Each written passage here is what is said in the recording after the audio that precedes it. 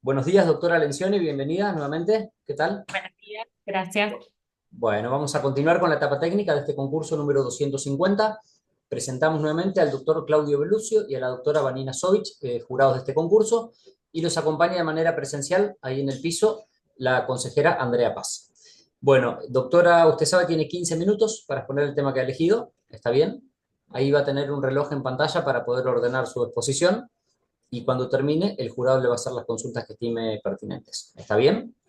Sí, está muy bien. Bueno, la dejo con ellos y suerte, doctora. Bueno, gracias. Bueno, yo para esta exposición elegí un tema que es el interés superior del niño, pero interrelacionándolo con el derecho a alimentos de las personas menores de edad, tratando de encontrar ciertos lineamientos, ya sean normativos y jurisprudenciales, que nos permitan darle un contenido real a este principio. A nivel internacional, y no me voy a explayar demasiado en eso, nosotros tenemos las convenciones, la Convención de los Derechos del Niño, la Convención Americana, que habla de la protección especial en su artículo 19, que de ahí se desprende toda la protección a las personas menores de edad de la Corte en su jurisprudencia, y claramente también la observación número 14 del Comité de los Derechos del Niño, que ahí nosotros lo que encontramos son contenidos dogmáticos, abstractos, que necesitamos necesariamente reflexionarlos e incorporarlos a nuestras prácticas. ¿De qué manera? Encontramos también lineamientos nacionales, especialmente en normativa especializada, pero también en el Código Civil y Comercial de la Nación, a partir de, bueno, de su reestructuración, de su reforma en el sistema. El interés superior del niño nosotros creo que lo podemos encontrar regulado en reglas generales y regulado también en forma de excepciones. Cuando hablo de reglas generales, por ejemplo, en lo que hace al alimento, también aparece en otras instituciones, tenemos que uno de los parámetros que tiene que tener en cuenta el juzgador a la hora de fijar los alimentos son las necesidades del niño, además de la capacidad económica del alimentante. Pero la necesidad de ese sujeto de protección aparece explícita en la forma en la que nosotros tenemos que calcular la cuota alimentaria.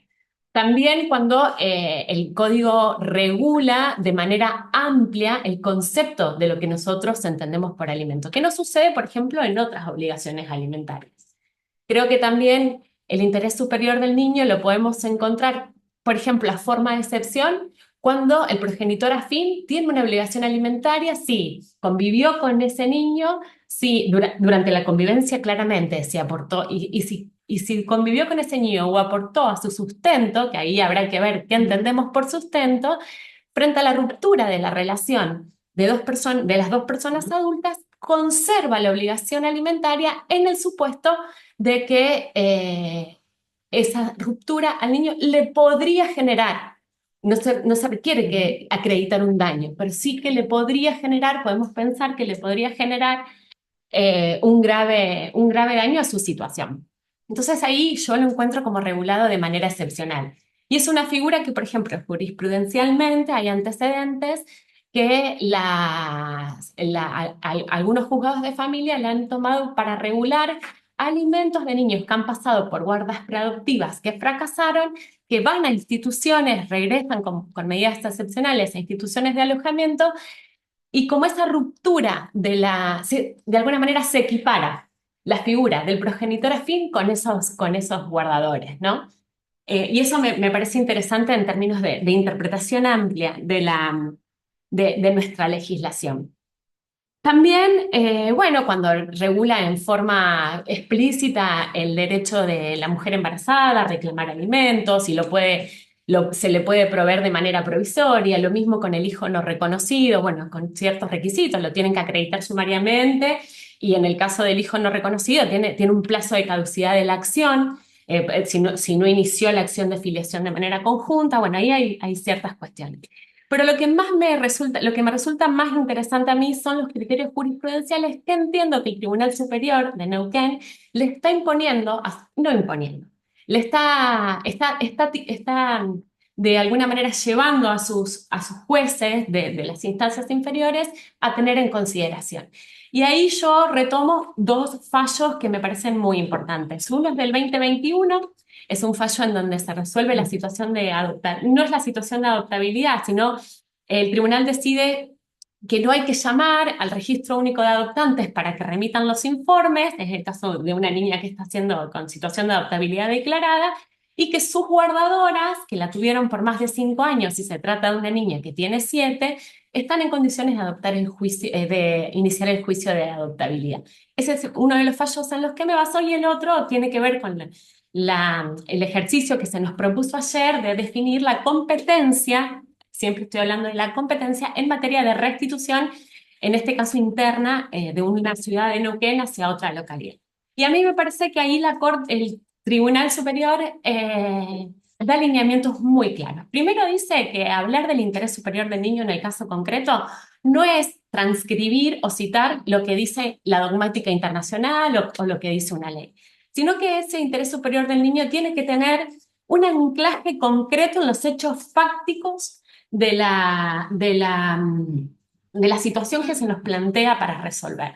Lo otro que dice, lo otro que plantea es que hay que reconocer que es un derecho flexible, que es dinámico y que debe ser revisado, y que no hay una cosa juzgada en términos materiales con respecto a ese principio, y que las condiciones pueden llevar a una modificación de lo que se decidió en una primera instancia. Pero además nos hace un análisis, sobre todo en la resolución del 2021, un análisis que para mí es fenomenal y es muy iluminador a la hora de pensar cómo tenemos que resolver, de las dimensiones que ese interés del niño supone. Toma para eso, se basa en la observación número 14, podría haberse basado en el artículo 3 de la 26061, por ejemplo, también, que marca dimensiones similares, pero a mí me parece muy interesante porque ahí el tribunal explica cuáles son las dimensiones que están comprometidas y por qué, dando características del hecho en concreto, y de qué manera la resolución que va a tomar va a afectar, habla del efecto útil de su decisión en ese caso concreto. Es decir, nos obliga a nosotros a pensar de qué manera nuestras resoluciones van a tener impacto en lo que nosotros resolvamos. Y eso es algo que hay que considerarlo a la hora de decidir por una situación o por otra decisión. Además, habla de que el interés superior del niño se pone en juego cuando tenemos que ponderar, cuando hay que ponderar intereses. En el caso de los alimentos, digo, con esto el progenitor afín, digo, es una obligación legal que en realidad surge de una relación que el adulto no decide entablar con el niño, sino con su progenitor o con su progenitora, y que sin embargo, dadas ciertas situaciones de vulnerabilidad, continúa ligado o puede continuar ligado a una cuestión que no decidió, ¿no? Como una relación de parentalidad, no quiero decir parentalidad porque ahí hay algo que se juega que tiene que ver con ponderar el interés superior frente al derecho patrimonial, a constituir otra familia por parte del progenitor afín, etc.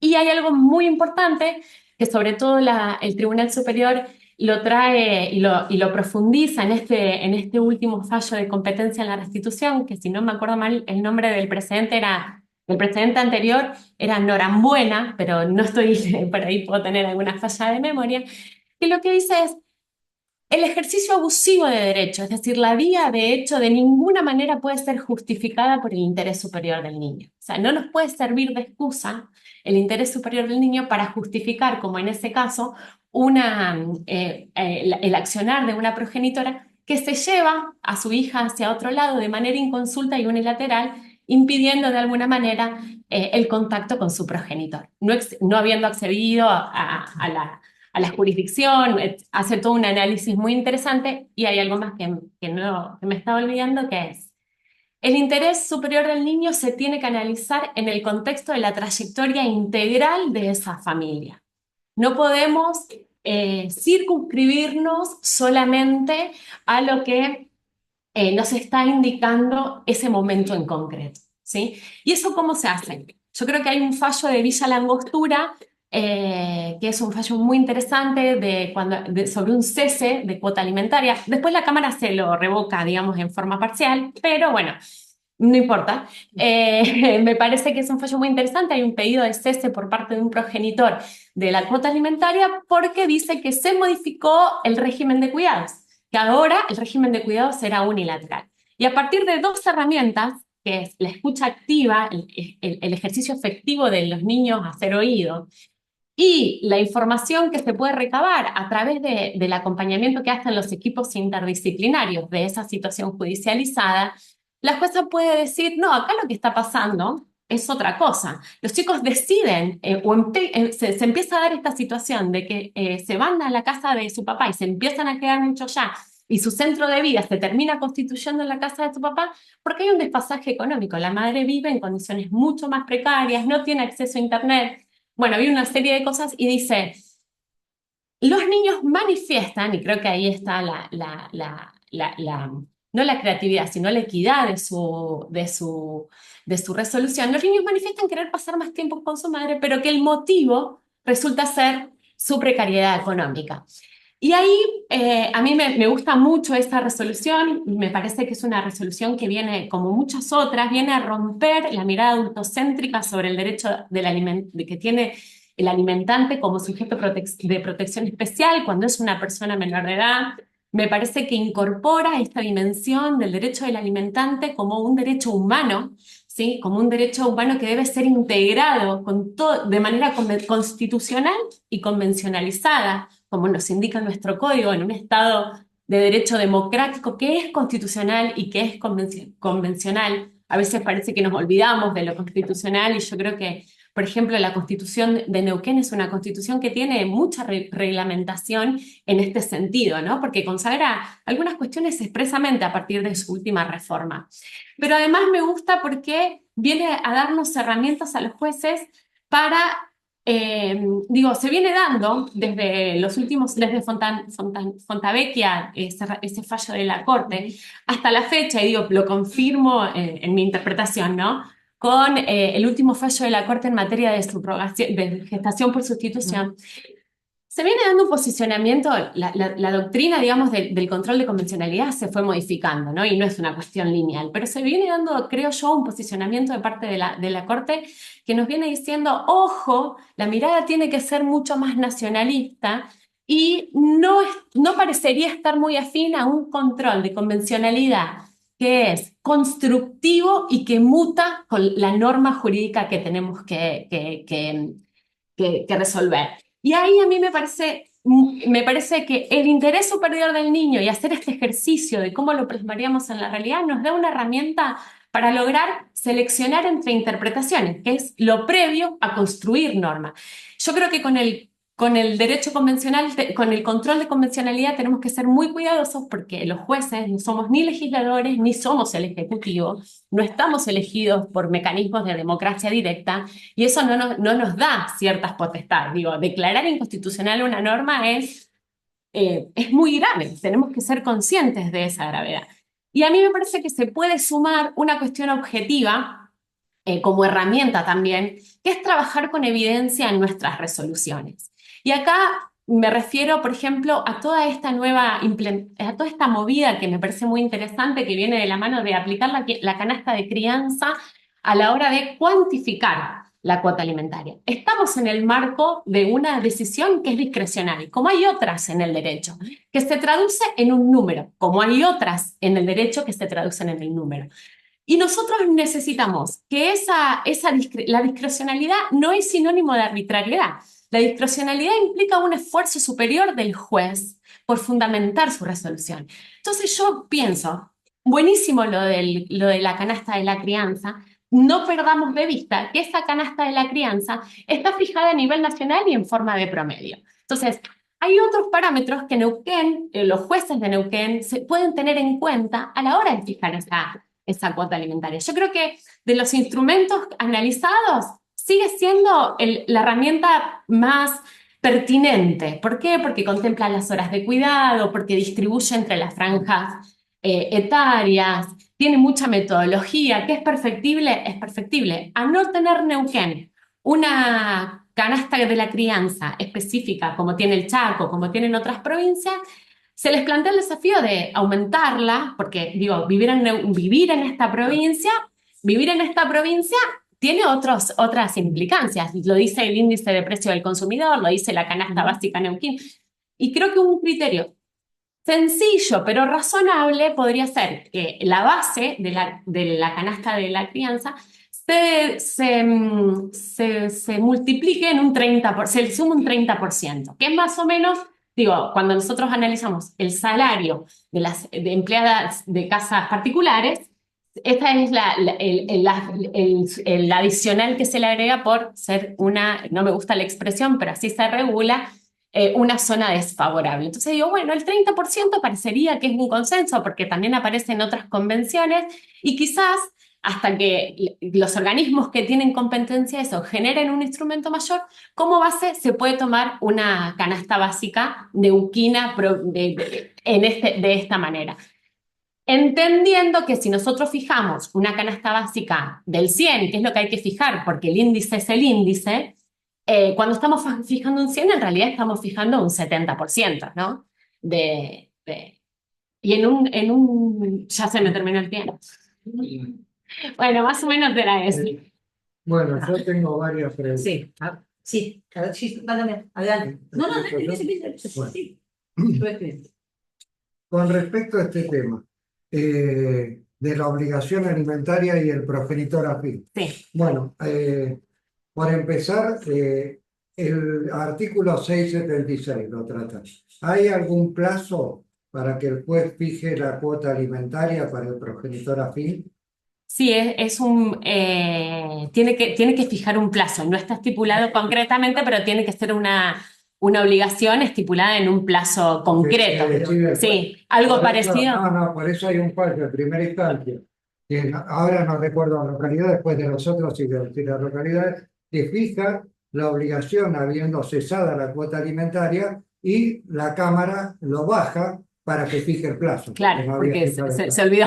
Se olvidó el fijar, o sea, había establecido. Sí. Y después, yo quiero ver de esta situación que usted dijo y que es real, que lo tienen como progenitores afines a personas que en realidad no tienen un vínculo de parentesco. Sí. El primer fallo, antes del código, fue del doctor Duto, del Tribunal Colegiado número 5 de Familia, que estaban haciendo la guarda preadoptiva, estaban en un matrimonio, se divorcian, el señor se va de la casa y, bueno, con la guarda preadoptiva sigue la mujer, y sin embargo lo condenan como padre solidario, le llama el doctor Duto, a prestar una cuota alimentaria. Y después los otros dos casos que usted dijo, uno es de San Martín, provincia de Buenos Aires, otro de Mar del Plata, de los que yo conozco habrá otros, donde también tenían una guarda, no tenían, habían sido, tenían una guarda, los chicos estaban institucionalizados, varios hermanos, y vivían con ellos, y los reintegran intempestivamente al instituto o a los hogares donde estaban y los consideran padres solidarios y les fijan una cuota alimentaria. Para usted esos fallos están bien porque no son padres, en realidad no son progenitores afines, quizás se deberían llamar de otra manera. Ahora, lo que yo siempre hablando de casos particulares, ¿no? Yo soy muy cuidadosa con el tema de la adopción, porque en la adopción, digo, la expectativa que se genera sobre los niños o las adolescentes dados en adopción, y digo, para no objetivizarlos, porque muchas veces yo estoy generalmente de acuerdo, podría no estar de acuerdo en alguna situación específica, pero generalmente creo que la base es la responsabilidad que asume la persona que pretende ser adoptante, digo, y que hay un análisis un poco más sociológico también, y nutrido de la interdisciplina, también como herramienta para tomar decisiones razonables, al decidir este tipo de cuestiones. Quizás no habría que llamarlos progenitores afines y no es la figura, está mal nombrado. No es, porque no tienen un parentesco. Sí, digo, quizás se deberían regular. Está bien, el progenitor afín, cuando se rompe el vínculo con el mayor, tampoco tiene parentesco. O sea, tampoco es progenitor afín. Y hay como, es muy interesante lo que dice Úrsula Basset, de que estamos todo el tiempo tratando de llamar padre o progenitor a quien en realidad no es ni padre, ni progenitor, digo, eso. Pero bueno, es un mecanismo que encuentran de manera creativa algunos jueces para decir, bueno, esta figura o esta regulación Creo que es por una cuestión sobre todo de responsabilidad ética, de responsabilidad social, se puede aplicar en estas situaciones, porque los chicos tampoco son objeto de los deseos de los adultos. Está bien. Y se dan muchas situaciones de restitución, Está bien. Entonces de se podría devolución. aplicar sin que la denominación correcta. Quizás hay que llamarlo de otra manera. Con respecto a la canasta de crianza, Sí. es un parámetro, y usted creo que la respuesta ya la dio, pero igual se la pregunto. ¿Siempre va a ser posible fijar como parámetro la canasta de crianza o hay que atender a las circunstancias del Yo creo que hay que atender a las circunstancias de la familia. Claro, Y porque si, lo que pusimos, perdón, que me interrumpa, con respecto a la colega que pasó anteriormente, es la canasta de crianza va de 0 a 12 años. Sí. Si un chico de 12 años está en 400.000 pesos Sí. y el progenitor con que se le reclama alimentos cobra un salario mínimo vital y móvil, 200. Sí. Entonces, en ese caso, ¿sería No. posible fijar una canasta? no, yo creo que nosotros, yo hablo de bases, ¿no? Como de un punto de ingreso, no sé si es la terminología apropiada, pero como de un punto de ingreso dentro de la cuota. Creo que los juzgados tienen que tener criterios que le permita al justiciable saber para dónde va a salir parado. Un parámetro Entonces, valedero. digo, Tiene ese es un parámetro, ¿a quién se le puede aplicar? Se le puede aplicar a un trabajador registrado, seguramente, a un alimentante que es un trabajador registrado, a un alimentante que es que pertenece, qué sé yo, a una clase social media y que no se hace cargo de ninguna manera. Estamos de acuerdo. Pero aparte digo, no es obligatorio usar, a veces a lo mejor conviene mirar la canasta básica neuquina, o a veces mejor... Y eso me lleva a otro. ¿Qué otros parámetros podría? Porque hay varios Bueno, parámetros. sí, están el salario mínimo vital y móvil, si el progenitor o la progenitora, el alimentante, cobra su sueldo en moneda extranjera, se podría fijar en moneda Si extranjera. trabaja bajo relación de dependencia, ¿qué Sí, convendría fijarle? y depende. Pero hay un Eh, parámetro que se utiliza. Si él trabaja en relación de dependencia y cobra todo su sueldo en blanco, Sí. o sea, todo su sueldo consta en el recibo de sueldo. Yo creo que el salario mínimo vital y móvil, considerando también que tiene que considerarse las horas extras, todos los montos remunerables. Pero fijaría un salario o otra cosa de ese progenitor. Porque hay un parámetro que a la se manera. utiliza. O un porcentaje. Un porcentaje, Porque sí, el sí. porcentaje tiene la Un ventaja de que se actualiza. se va actualizando, se evitan incidentes de aumento continuo, Sí, se un va porcentaje. actualizando. Bueno, ahora no, porque ya, pero generalmente las convenciones paritarias acompañan al ritmo inflacionario, Sí. entonces se va Sí, actualizando. que no es lo que está pasando, por ejemplo, con el salario mínimo vital y móvil, que por ahí queda Claro. congelado mucho Claro. más tiempo y termina generando una situación de mucha inequidad. Sí, y lo interesante, creo que hay un fallo de la Corte también reciente que termina con esta discusión de si las deudas alimentarias se pueden actualizar, o sea, o no se pueden actualizar. Sí, se tienen que actualizar, de alguna manera les reconoce su naturaleza jurídica de obligación de valor.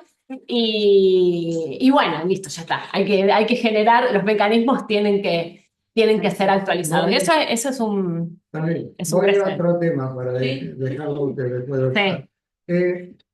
Una madre quiere trasladarse con el hijo para radicarse en otra provincia. Sí. Para radicarse, pues dice que acá no tiene, en Neuquén no tiene trabajo y se quiere ir a trabajar a la provincia de Buenos Aires.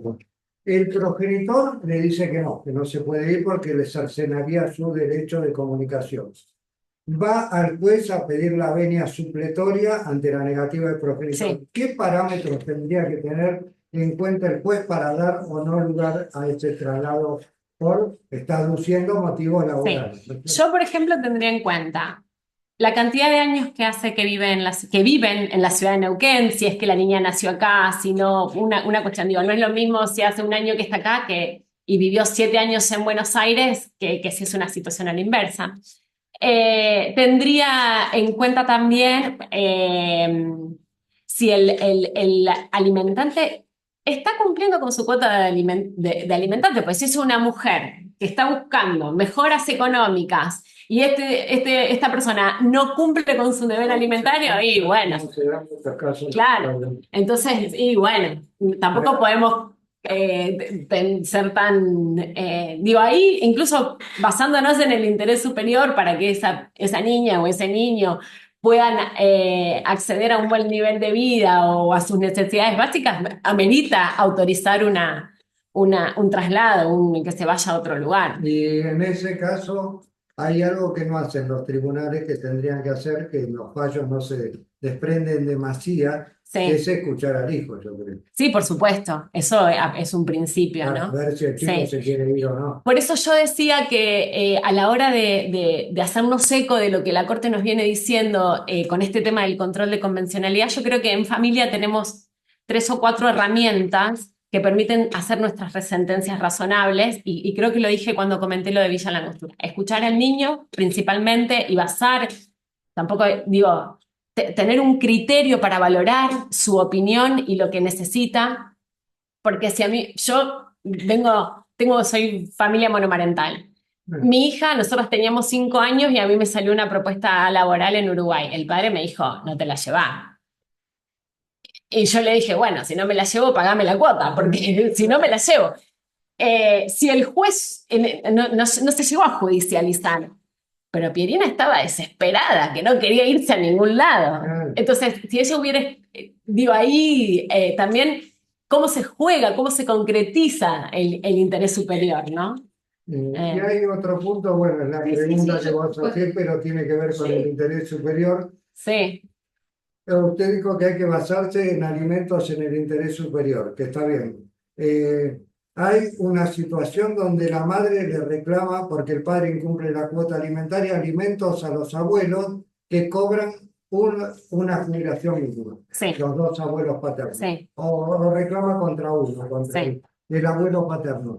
Ahí hay dos intereses contrapuestos, digamos, el interés superior del niño y la protección de los adultos Sí. mayor edad. Ahí usted, ¿qué decidiría? Nosotros, como dije, tenemos las necesidades del alimentado y tenemos la posibilidad real del alimentante de pagar. Si los abuelos no están en condiciones de pagar de la misma manera que como debería hacerlo el padre, debe bajarse, necesariamente debe bajarse.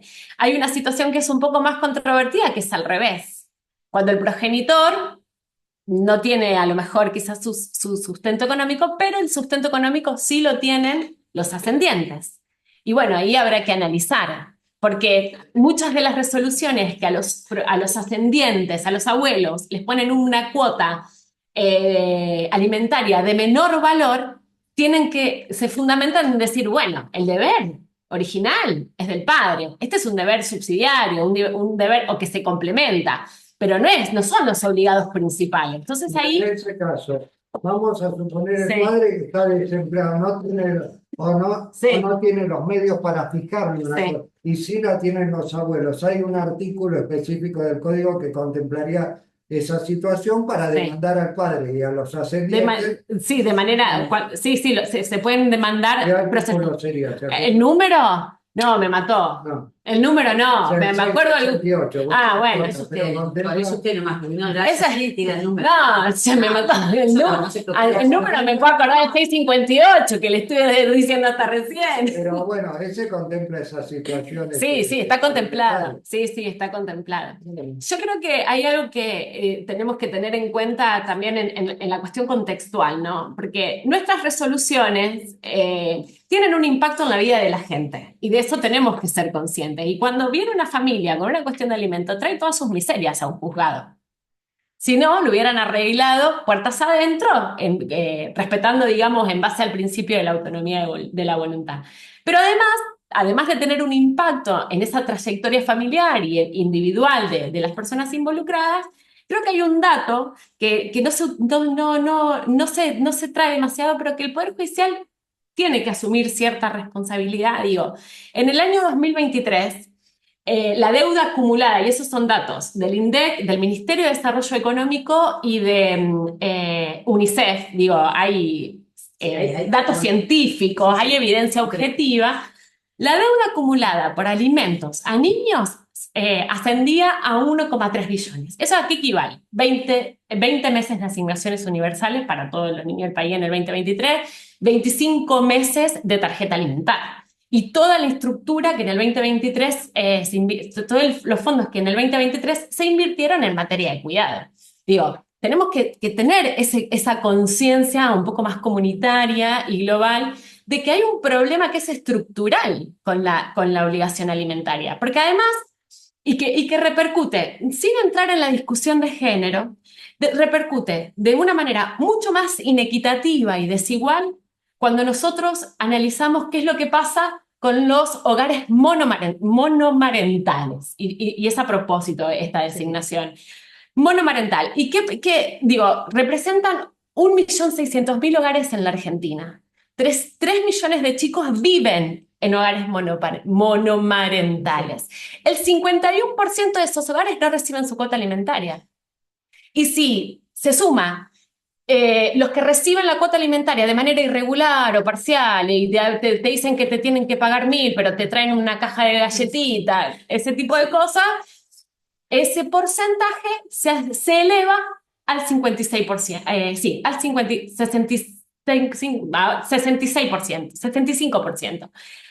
Y es una cuestión que es estructural, porque si nosotros analizamos todos los quintiles, el porcentaje de incumplimiento de la cuota alimentaria, por ejemplo, en el cuarto quintil, es muy elevado. Alcanza también el 51%. Y en el quinto, que estamos hablando de familias de gran poder adquisitivo, alcanza un 34%.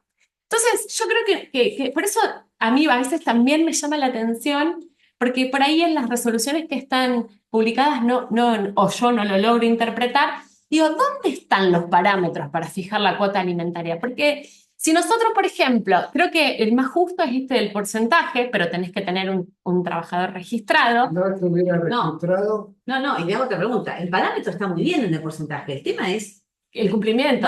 El problema que tenemos es con el cumplimiento. Pero además, ese es el parámetro. Pero lo que tengo que ver es cuánto. Claro. O sea, el 30%, pero de un salario de 5 millones. Termina de siendo 10 poco, o de 1 claro. millón. Porque o sea, el porcentaje no es. No es de hijos también. todo. Sí, Por eso tiene que estar en Pero la si no estuviera Sí, eso sí. Si Pero trabaja en relación de dependencia, pero en negro o no se sabe dónde trabaja, ¿cuál sería la y ahí sí cuota a fijar? se puede. ¿Porcentaje? Y se puede, no, un salario mínimo vital y móvil o sea, se podría tomar como base el salario mínimo vital y móvil. Habrá que ver, hay mucha gente que está en negro y que tiene un buen nivel de vida. Digo, después será parte de lo que tiene que hacer, digamos, la parte que defiende el derecho del alimentante, de determinar, digo, si sale al exterior, se compra una casa, tiene un auto, va al supermercado y tiene gastos de 200.000 pesos por mes, qué sé yo, no sé, hay otros. Por eso digo esto de analizar la integralidad. Se podría comprobar. Por ejemplo, la cuestión de las tarjetas de crédito, solicitando oficios al Banco Central, me parece que es la autoridad de aplicación. O si tiene cuentas bancarias abiertas, Claro. hay que levantar el secreto bancario. Demostrar la prueba indirecta o indiciaria, de fijar, Sí. de fijar los ingresos a través Sí. de los gastos que tiene. Pero bueno, de manera provisoria a veces es más difícil cuando uno tiene que hacerlo en forma provisoria. Pero a mí me llama un poco la atención de las resoluciones que encuentro o a las que tuve acceso, que a veces me da la sensación, quizás faltan datos materiales, de que estamos como acostumbrados a fijar cuotas provisorias bajas y sin decir demasiado por qué. Digo, no quiero decir que es una cuestión de todo, pero yo a veces siento, digo, cuando yo leo una resolución que no aparece claramente la situación del nivel bajo económico del alimentante, pero no aparece nada. Digo, una cuota alimentaria fijada en un 50% un salario mínimo vital en móvil, ¿qué es esto? Son 100.000 pesos, no sé cuánto es, 150.000 pesos. Sí, habrá que ver el parámetro. Hay que ver qué pasó en ese proceso, Sí, qué se dijo. sí. Aparte, se tengan en cuenta que muchas veces tenemos la respuesta de la otra parte que dice. No tengo. No dice no tengo, no. Estoy yo más a cargo, por ejemplo. Sí, Bueno, también, prueba. bueno, sí. No, a veces Es difícil. No tengo nada, Sí. Parece que uno alega y el otro alega. Pues Sí. vamos. Sí, es La cuota difícil. provisoria está en el interín. Sí, Entonces, a veces tuvo que ver Sí. con eso. sí, Bueno. es difícil. Por ejemplo, no Es sé, difícil. hay millones de posibilidades. Es muy Pero eso tiene que- heterogéneo. Sí. ¿Ah? Sí, está. No, y porque usted lo trajo. Ay, Dios. No, ¿qué porque traje? usted lo trajo ¿Qué piensa usted de lo que dijo la Corte respecto Ah, al fallo este? Así, quiero saber, no quiero porque no que se explaye mucho. Quiero saber qué considera usted, si está bien o no lo que dijo la Corte Yo- respecto de que la Sí. norma dice esto Sí. y Yo no está legislado, no existe. Bueno, yo con la solución de fondo Sí. de la aplicación, digamos, del artículo que regula la afiliación por técnicas digo, con la solución de fondo de mantener Sí. incolume el principio romano de que es madre quien pare, Sí. yo éticamente y personalmente no estoy de acuerdo. Me parece, puedo hacer una crítica, no, yo no estoy de acuerdo con esa solución. Me diga si está de acuerdo o no y en base a qué. Bueno, Pero no- lo que dijo la Sí. Corte, ¿usted está de acuerdo? yo no estoy de acuerdo, pero No estoy creo de acuerdo, o sea, no hubiera resuelto eso. Pero que hubiera resuelto, o sea, yo no estoy de acuerdo con esa solución final. bien, así yo me acuerdo, abrí acá para mirar el artículo Sí, y siempre me olvido. sí, Se olvidó, ¿no? sí. Ahora, Pero, no estoy segura, tenemos que analizar la situación en concreto, si no hubiera resuelto de una manera similar y decir, bueno, se aplica esta usted nos dijo que solución. la Corte Sí. había dicho, Sí, este es el derecho interno. sí. Vienen No con podemos, eso. así No coloquial. estoy de acuerdo y aplico lo de la Corte después. No, pero por eso, la Corte dijo, no existe, esto Sí. el 562 dice que es hijo Sí. de quien pare, De ya quien lo pare, dice en sí, todo el artículo, sí. y entonces, La única solución ahí para dar una respuesta distinta es la declaración de inconstitucionalidad de esa norma. Ahora, los jueces no tenemos la ¿y no facultad. tenemos otra opción que no sea la declaración de inconstitucionalidad? Si usted quisiera resolver distinto, Sí, se puede hacer una acción de impugnación de maternidad también, o se puede resolver por la adopción, por el mecanismo de la. Lo que pasa es que. pero yo me refiero a si tendríamos otra opción, si se resolviera diferente a lo que resolvió la Corte, sin decretar la inconstitucionalidad. Una interpretación, pienso, decretar la sí, inconstitucionalidad. sin decretar la inconstitucionalidad, pienso que se podría resolver de manera distinta. Lo estoy ensayando, porque es un fallo muy. Yo dije, Sí. que lo trae. No, pero es un fallo muy complejo y es un fallo una complejo, decisión pero- muy difícil. Ahora, yo lo que creo es que se pueden tomar el principio de igualdad y el principio de recibir un tratamiento por parte del derecho, esa familia y ese niño sobre todo, porque acá el problema es el tiempo que pasó. Pero por eso, la Entonces, pregunta es, el principio de ¿hay otra igualdad. opción Bueno, otra opción podría ser que pueda resolver? declarar que no necesariamente madre es la que pare, ¿en base a qué? Al principio de igualdad y al principio que tiene el derecho de familia de regular las situaciones fácticas familiares que se nos presentan de la manera que se nos presentan. Porque esa madre, que no es madre, pero que es madre, no cumple el rol de madre, no tiene voluntad de filiación con respecto a ese hijo, y eso la Corte lo desconoce, y además lo desconoce después de 10 años. Creo que pasaron 10 años. En relación al tema que usted dio, que es interés superior, ¿cómo valora la Corte? Bueno, El yo interés creo que superior. no lo valora prácticamente, no lo valora. O sea, no lo consideró. No, De es más, ninguna manera. no, Para bien o para mal, no se lo planteó. no lo considera. Primordial para su decisión. Bueno, no lo considera. Creo que en ningún momento hay una escucha de la realidad de ese niño, que yo no sé si no tiene hermanos. No hay casi referencia a la situación de la familia. Es un desarrollo, en todo caso, teórico, dogmático. De la norma. De lo que fue. Sí. Ya está, me quedó. Que es que para saber cómo piensa. Sí. Voy a cuestiones más de Neuquén. Más de la realidad.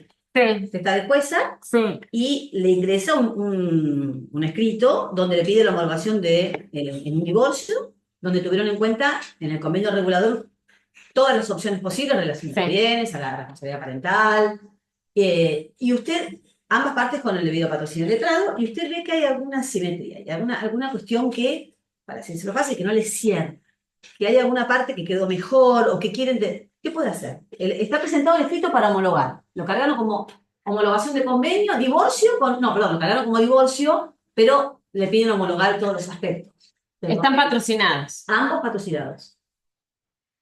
Son personas mayores de edad. Sí. No hay vulneración a los derechos de sus hijos evidente, ni un riesgo.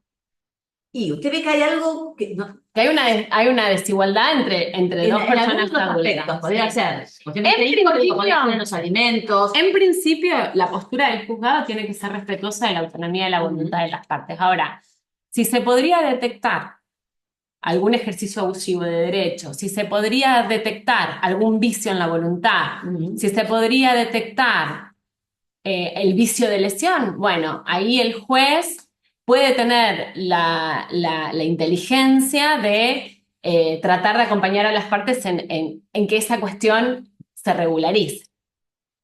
¿Cómo lo haría? Porque usted tiene un escrito, puede ser que es Sí. un escrito que hay que proveer. Bueno, quizás primero es convocando a las partes a alguna audiencia y que Bien, expliquen perfecto. expliquen esa asimetría que uno nota. Quizás también es de oficio solicitando algunos informes a algunos organismos para... Ahí le hago un perdón. De oficio, nosotros podemos actuar, Sí. ¿no? Sin ningún límite, pidiendo información al respecto de ciertos organismos acerca de qué cuestiones, porque nuestra Sí, actuación de oficio tiene yo, por ejemplo, lo que haría es, si necesito alguna información de oficio, a lo mejor le correría vista al Ministerio Público para para generar un acompañamiento en ese pedido. Digo, no lo pediría yo sola. O uno también puede, y eso no implicaría, digamos, una imparcialidad. pero nosotros en la oficiosidad tenemos un límite respecto de ciertas cuestiones. Sí, que ¿Cuáles serían? las patrimoniales. Bien. Pero si hay una afectación, digo, porque a lo mejor ese límite puede ceder si nosotros estamos notando que se ejerció algún tipo de violencia de género, por ejemplo, y se llega, tenemos la sospecha de que, y se llega a ese convenio porque se le está amenazando que se le sacan los hijos, no sé, o a Sí, lo sí. mejor no, digo, hay que Bien. responder. No, está bien. Perfecto. Una más y la liberamos. Bueno, No voy a entrar en detalles de si está bien o mal quién pide una medida excepcional. Sí. Usted la recibe en un escrito también Ujú. de la Defensoría de los Derechos del Niño. Sí. En una situación donde le dice que unos vecinos han alertado que los chicos pueden estar en riesgo, que Sí. tiene informes de la directora, que dice que también... De la directora de la escuela. Que vienen mal, que vienen sucios, ¿verdad? Sí. Y, bueno, que no tienen las cosas que tienen que tener, que nunca traen lo que Sí. necesitan, y que entienden que están en riesgo. Sí.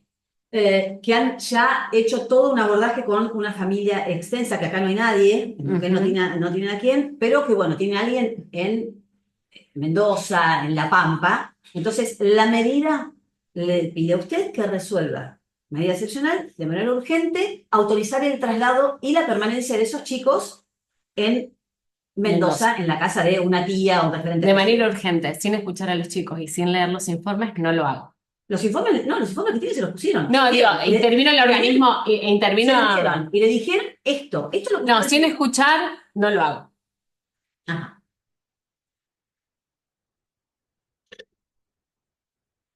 Para mí está... Listo, está bien. ¿Ah? Muchas gracias. A ustedes, muy amables. Nada, nada. Un placer.